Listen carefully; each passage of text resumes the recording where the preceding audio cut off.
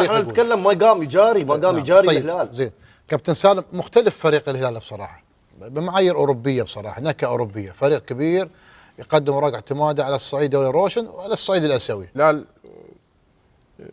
من مختلف الاجيال، كوره جميله، يؤدي اداء رهيب، اليوم يتصدر، اليوم عنده افضل لاعبين، افضل لعيبه في اسيا، افضل لعيبه في اوروبا، نجوم عالميه،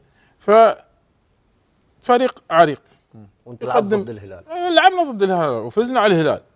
ما اقول لك ان كرة الهلال جميلة جدا ودائما انه يقدم الافضل، واليوم الاتحاد، حتى الاتحاد يمر بمستوى متراجع يعني وايد ليش؟ الاستقرار الموجود في نادي الهلال عكس نادي الاتحاد، الامور اشوفها من الجانب الذهني نفسيا.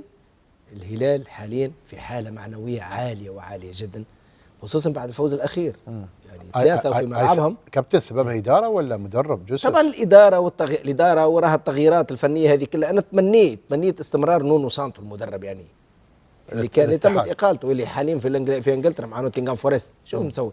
شوف، كل مدرب يمر فترات ايجابيه وفترات. انت الحين لا تتوقع انه مع كل تغيير ستتغير النتائج ويجي الدوري وتجي الكؤوس والارقام، لا.